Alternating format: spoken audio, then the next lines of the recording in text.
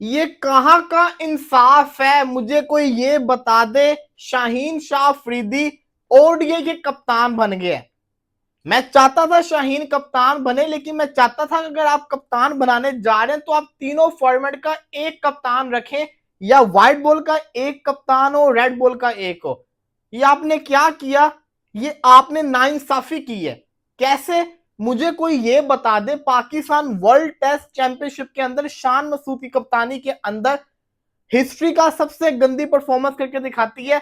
And के ऊपर आती है 9वें नंबर के ऊपर, ऑस्ट्रेलिया से हारती है, बांग्लादेश से अपने घर के अंदर हारती है, इंग्लैंड को हराती है, लेकिन साउथ अफ्रीका से हारती है, वेस्ट इंडीज से अपने घर के अंदर सीरीज ड्रॉ करती है।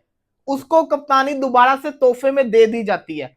आगा ऑस्ट्रेलिया से एक मैच हारते हैं, उसके बाद न्यूजीलैंड से 4-1 से हारते हैं, उसके बाद जिसको कहते हैं बांग्लादेश को हराते हैं, फिर बांग्लादेश के अंदर हारते हैं, वेस्ट इंडीज में जीतते हैं, ट्राई सीरीज जीतते हैं, एशिया कप के अंदर हारते हैं, और फिर क्या होता है, इंडिया से 3-0 भी हारते हैं। लेकिन क्या हुआ है, आगा को भी बैक किया गया, कप्तानी दी गई। रिजवान जिसने ऑस्ट्रेलिया को ऑस्ट्रेलिया में हराया, जिम्बाब्वे को जिम्बाब्वे में हराया, साउथ अफ्रीका को साउथ अफ्रीका के अंदर हराया, न्यूजीलैंड से हारता है, चैंपियंस ट्रॉफी से पहले ट्राई सीरीज का फाइनल खेलता है, चैंपियंस ट्रॉफी के अंदर आप उसको स्क्वाड जो देते हैं जिसके अंदर बाबर आजम आप ओपनर देते हैं, स्पिनर आप रखते नहीं है, आपने टीम को गलत सिलेक्ट किया। और जब उसने कहा कि मेरे मतलब की टीम नहीं थी तो क्या किया, उसको कप्तानी से हटा दिया। इंसाफ किधर है। अव्वल तो उसके साथ ज्यादती हुई। माइक हैसन को क्या दुश्मनी है रिजवान से कि वो उसको चाहता ही नहीं है कि ना T20 में हो ना वो ओडीआई के अंदर हो। शाहीन को आपने कप्तान बनाया, बिल्कुल इसमें मैं आपके साथ हूं कि आपने शाहीन को बैक किया, शाहीन को कप्तान बनाया, लेकिन आपका एतबार ही नहीं किया जा सकता। पिछले साल आपने रिजवान को कहा कि 2025 का भी कप्तान है, 2026 का भी कप्तान है, T20 और ओडीआई का, ओलंपिक्स के अंदर भी पाकिस्तान को ये रिप्रेजेंट करेगा। T20 2 मैचेस ऑस्ट्रेलिया से हारने के बाद वो तो वही उसकी जो कहता है ना, आप लोगों ने टीम से किस्सा खत्म कर दिया। क्या शाहीन 2027 तक कप्तान रह लेगा, कोई मुझे ये बता दे।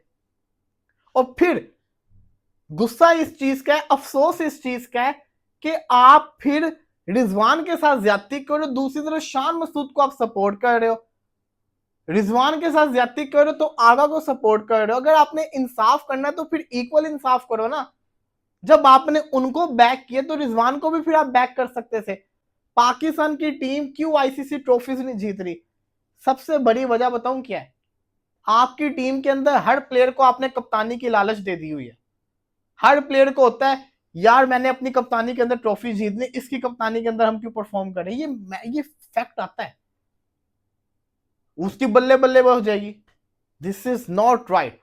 अगर आपने बड़ा फैसला करना था, आप रिजवान को हटा रहे तो फिर आपको बड़ा फैसला करना चाहिए था, आप आगा को भी हटाते।